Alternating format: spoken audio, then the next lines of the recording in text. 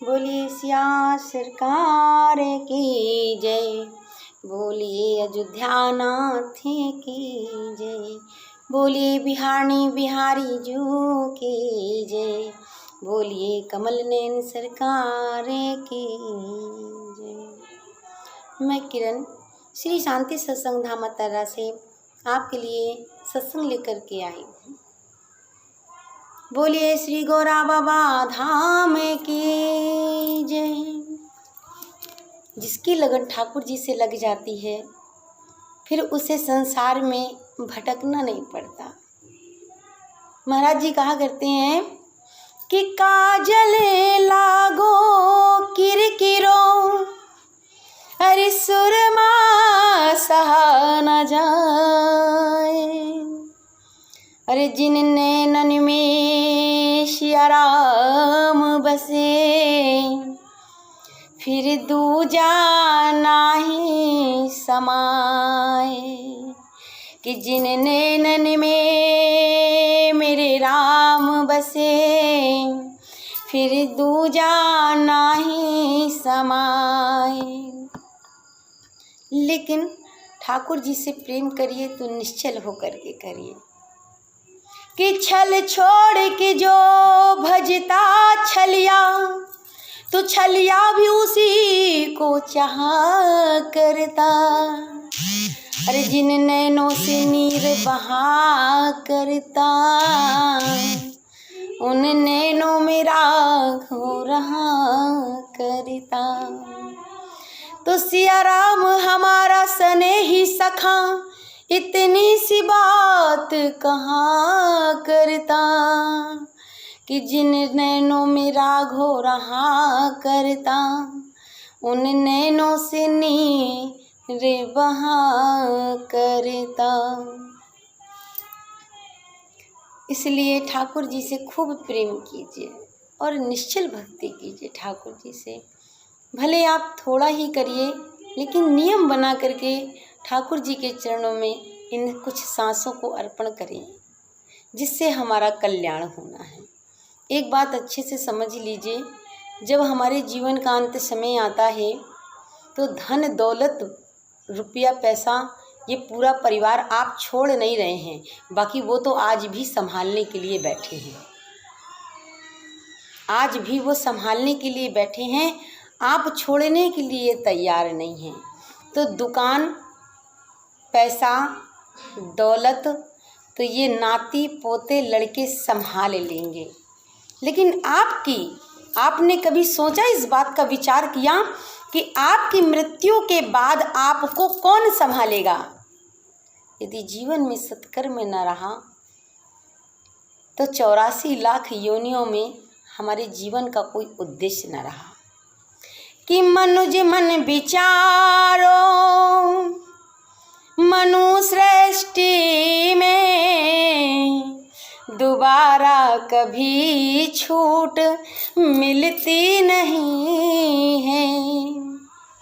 और धधकता हुआ तम, अरे जले जब चिता में, अरे तभी जग से नाता सभी छूट जाए। तो क्या करें?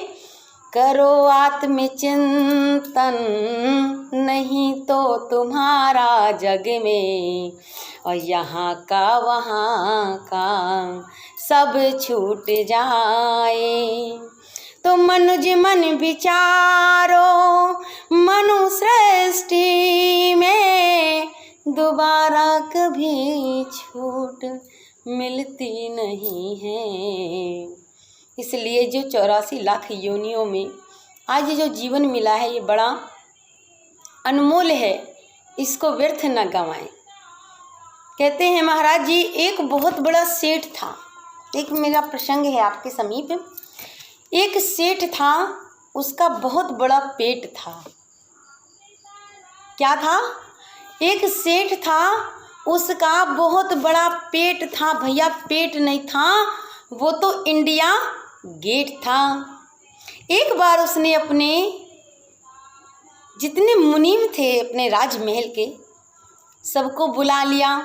बोले आज एक बात बता दो बोले जी महाराज बताइए क्या आज्ञा दे रहे हैं। बोले मुझे आप ये बताओ कि मेरे पास कितनी संपत्ति है, कितनी दौलत है, और बैंकों में मेरा कितना रुपया है, और मेरे पास कितनी जायदाद है। एक एक चीज़ का बही खाता तैयार करो और आप मुझको बताओ कि मेरे पास क्या है और कितना है। सेठ जी से कहा, बोले महाराज आपके पास तो इतना है कि जहाँ तक निगाहें जा रही हैं यहाँ से उतनी ही तो आपकी भूमि है, और बैंक में जो दौलत जमा है तो मान के चलिए कि 80% दौलत आप ही की है। तो महाराज बोले, कहते हैं एक बात हरदम ध्यान दीजिएगा कि जब दृष्टि सद्भाव में होती है तो आनंद पैदा हुआ करता है भैया, और जब दृष्टि अभाव और कुभाव में होती है तो दुख और पीड़ा को प्रकट कर देती है। अभी तक ये सेठ जो था ये इतना प्रसन्न था और रोज गाया करता था क्या कि सीताराम सीताराम सीताराम कहिए, अरे जाहि विधि राखे राम ताहि विधि रहिए। जब सेठ बग्गी में बैठ कर आता तो लोग सीताराम सीताराम किया करते थे। नगर सेठ पधारे, नगर सेठ पधारे। सेठ सेठानी बड़े सुखी थे, भगवान के मंदिर में जाते और दान दक्षिणा करते, बड़े आनंद से जीवन चल रहा था। लेकिन एक दिन एक विचार आया मन में कि जो मेरे मुनीम थे उन्होंने बतलाया था कि सेठ जी आपके पास इतनी दौलत है कि आप खा सकते हैं और आपके बच्चे पूरा जीवन कोई कार्य न करें फिर भी आनंद से अपने जीवन को व्यतीत कर सकते हैं। अब सेठ एक दिन लेट गया और लेटे लेटे बिस्तर में विचार करने लगा। क्या विचार आया कि कितनी दौलत बताई जा रही है कि जिसमें कि मैं खा लूं और मेरे बच्चों का पेट पल जाए, तो इतना तो एक साधारण व्यापारी भी कर लेता है कि मेरा जीवन चल जाए और मेरे बच्चों का चल जाए। सेठ के मन में विचार आया कि मैं तो ठीक रहा, मेरे बच्चे ठीक रहे, पर मेरे बच्चों के बच्चों का क्या होगा, मेरे बच्चों के बच्चों का क्या होगा। यह विचार जैसे आया सेठ के मन में, मुनीम से कहा इतनी दौलत कि मैं खाऊं मेरे बच्चे खाएं और मेरे बच्चों के बच्चों का क्या होगा। बोले आप इतना परेशान मत होइए साहिब, सब सही हो जाएगा, सब इतना परेशान होने की ज़रूरत नहीं है। आज एक वृद्ध व्यक्ति, ये जो 80 साल का शरीर था सेठ का, इसने जीवन भर बड़ी परिश्रम की थी अपने जीवन में धन कमाने के लिए। इतना परिश्रम कि जितना बताया नहीं जा सकता। अब वो सोचने लगा कि मेरे बाजुओं में अब इतनी ताकत भी नहीं बची कि मैं कम से कम दोबारा फिर कमा करके अपने बच्चों के बच्चों की व्यवस्था कर सकूं। माँ बाप होने के नाते अपने बच्चों की चिंता करना तो हमारा कर्तव्य है, लेकिन इतना चिंता मग्न होना गलत है, क्योंकि चिंता चिता के समान है। चिंता तो मुर्दों को जलाती है, लेकिन चिंता जीते जी ही इंसान को जलाकर राख कर देती है। जहाँ इतना मन में विचार आया, अपने घर को स्वर्ग नरक बनाना किसी के हाथ में नहीं होता। अपना घर स्वर्ग कैसे बने और नरक कैसे बने ये इंसान के ही हाथ में होता है, और सबसे ज़्यादा विचारों के हाथ में होता है। कल तक यही सेठ इतना सुखी था, एक गलत विचार से दुखी हो गया। मुनीम को बुलाया, बोले एक बात बताओ, इतनी चिंता मत करो। अपनी ज़िंदगी में एक व्यक्ति मिला उसको, उसने कहा कि इतनी चिंता मत करो अपनी ज़िंदगी में। बोले दुनिया में चले जाओगे तो ये धन दौलत लड़के बच्चे परिवार संभाल लेंगे, लेकिन आपको संभालने वाला कोई भी न मिलेगा, इसलिए ज़्यादा चिंता मत कीजिए। महाराज जी कहा करते हैं कि साथी है मित्र गंगे के जल बिंदु पान तक। कब तक? कि साथी है मित्र गंगे के जल बिंदु पान तक, अर्धांगिनी चलेगी केवल मकान तक, संसार के सब लोग चलेंगे इस मसान तक, और बेटा भी हक निभाएगा, कि बेटा भी हक निभाएगा, तो अग्नि दान तक, अरे इसके तो आगे, अरे इसके तो आगे, अरे भजन ही है साथी, और भजन के बिना तू अकेला रहेगा, न दुनिया रहेगी। क्या जो हमारे पहले हमारे बुजुर्ग चले गए तो क्या हमारे जीवन में कोई कमी आई? हम चले जाएंगे तो जो पीछे पीढ़ी है उसके जीवन में भी कोई कमी नहीं आएगी। तो न दुनिया रहेगी, न ये झमेला रहेगा, और कायम जगत का न मेला रहेगा। अरे मेरी ना मानो यमराज तो मनाएंगे, और तेरा मेरा कर्म दंड मार भुगताएंगे। अब सेठ जो था, सेठ बीमार पड़ गया, 98% सोच से बीमार पड़ा और 2% शरीर से बीमार पड़ा। दुबला हो गया, सूख गया। पत्नी कहती सेठ भोजन कर लो। बोला भाड़ में गया तेरा भोजन, मुझे नहीं करना भोजन। बोले महाराज मेरे तो सीने में चल रहा है क्या कि मेरे बच्चों के बच्चों के बच्चों का क्या होगा, और तू कहती है भोजन कर ले। मैं कैसे भोजन कर लूँ, मेरा दम घुट रहा है। जाओ अरे अपना इलाज कराओ, लगता है अब तुम 80 साल में बुढ़ापे में सिटियाए गए हो। बोले अच्छा मैं सिटिया नहीं गया हूँ, मैं बस इसी बात में मरा जा रहा हूँ दिन रात कि मेरे बच्चों के बच्चों के बच्चों का क्या होगा। बोले धन्य महाराज।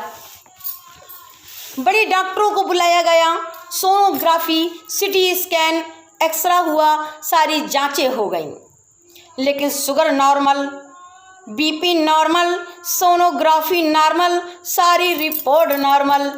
बच्चों ने पूछा सभी रिपोर्ट नॉर्मल हैं तो पिताजी आपको हो क्या गया है? बॉम्बे लेके गए, दिल्ली लेके गए, अपोलो ले गए। डॉक्टर बोला सेठ जी तुमको तो कुछ नहीं है। पड़ोसी कहें ये सूख के कांटा काहे हुए जा रहे हैं। पड़ोसी जो अगल बगल बसे थे, जो देखते थे कि राजा साहब हमारे बग्गी में आते थे, कोई रुतबा हुआ करता था, कोई शान शौकत हुआ करती थी, तो ये सूख करके कांटा काहे हुए जा रहे हैं। सेठ बोला मुझे खुद समझ में नहीं आता।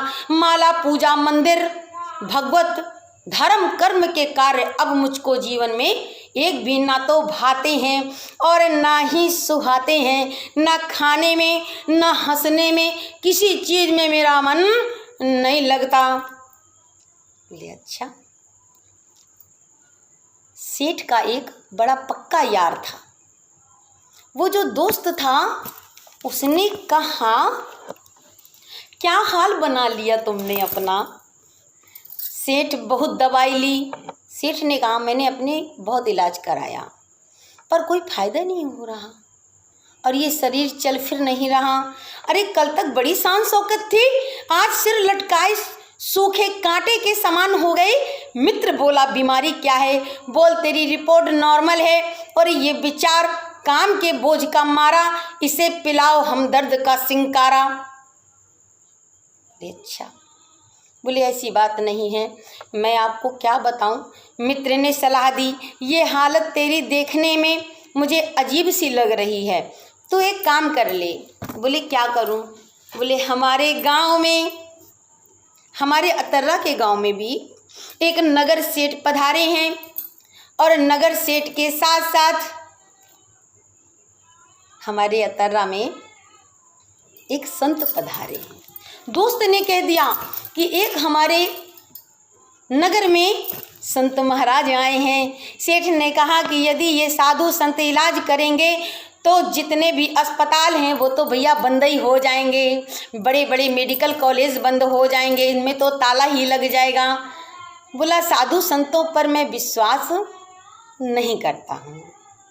तो जो बात दवा से बन न सके वो बात दुआ से होती है।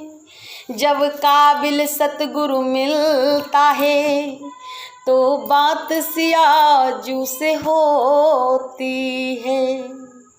सेठ को संत के दरवाजे में लाकर खड़ा कर दिया। बोले महाराज, हमारे संत महात्मा सेठ जी ने प्रणाम किया। महाराज, मैं बड़ा परेशान हूँ। बोले किस चीज़ का परेशान हो? अच्छा, वहाँ पर झोपड़ी में दूर दूर से सीताराम सीताराम की धुन आ रही थी और सभी संत महात्मा गा रहे थे। क्या? श्री कृष्ण गोविंद हरे मुरारे, अरे हे नाथ नारायण वासुदेवा, तुम्ही हो स्वामी सखा हमारे, हे नाथ नारायण वासुदेवा, श्री कृष्ण गोविंद हरे मुरारे, हे नाथ नारायण वासुदेवा। संतों के पास जा कर के सेठ रोने लगा और रो कर के कहने लगा, संत महाराज आप मुझ पर कृपा कीजिए। तो संत ने कहा, क्या हुआ, तेरे बच्चे नहीं हैं? नहीं महाराज हैं। तो क्या तेरा बीपी खराब है? नहीं महाराज वो भी सही है। तो क्या तेरे बच्चे तेरा कहना नहीं मानते? नहीं महाराज, मेरे बच्चे तो राम लक्ष्मण के जैसे हैं। तो क्या व्यापार में घाटा लगा? बोले इतनी अनुपम दौलत है मेरे पास, इतनी ज़्यादा है कि मैं बता नहीं सकता हूँ। तो तुझको हुआ क्या है? तेरा किसी ने अपमान किया है? बोले नहीं महाराज, किसी में इतनी ताकत नहीं कि जो मेरा अपमान कर सके। बोले महाराज एक ही बीमारी है। क्या? बोले टेंशन है मन में। संत ने कहा कि क्या बात है बताओ। सेठ ने कहा एक चिंता सता रही है कि मेरे बच्चों का क्या होगा। संत जी ने कहा मैंने मुनीम से पूछा कि मेरे पास इतनी दौलत है पर मेरे बच्चों का क्या होगा, यही चिंता मुझे दिन रात सता रही है। संत इतना सोचते हैं, सेठ ने देखा कि अरे, संत ने कहा तेरी बीमारी का हल अब मेरे पास है, तेरी जो बीमारी है ना उसका हल अब मेरे पास है। बोले बताइए महाराज। बोले एक झोपड़ी में बूढ़ी माँ रहती है, एक काम करना, एक थाली में भोजन कल सुबह बुढ़िया के पास जा कर के दे आना, तेरे घर के पास ही रहती है। संत महाराज ने कहा अरे बस एक थाली भोजन ही देना है महाराज, अरे मैं तीर्थ में कमरा बनवा दूंगा, आप कहो तो मैं सोने या सरफियाँ गिन्नियाँ कुछ थोड़ा बहुत और महाराज दान पुण्य करवा दूंगा, पर महाराज मेरा टेंशन निकाल दो आप, बहुत बड़ी बीमारी है मुझको। अब रात भर सेठ न सोया और प्रातः काल उठ करके तुरंत स्नान ध्यान किया और जितने अपने कार्यकर्ताओं से 56 भोग सोने की थाली में लगवाया और 5 बजे वहाँ पर कुछ देर के बाद 6 बजे तक वहाँ से निकल करके उस कुटिया में बुढ़िया रानी के पास पहुँच गया। अब बुढ़िया माई के पास जैसे पहुँचा तो देखा कि 5 साल की बिटिया वहाँ पर बहोरी लगा रही थी। अब बहोरी लगाने के बाद उन्होंने कहा कि कहाँ है तेरी अम्मा। उस लड़की से पूछा, छोटी सी बच्ची से, कि कहाँ है तेरी अम्मा। कहे मेरी अम्मा जो है वो पूजा पाठ के कार्य में बैठी है। बोले अच्छा, मेरी माँ है जो, मेरी अम्मा है जो, वो माला कर रही है।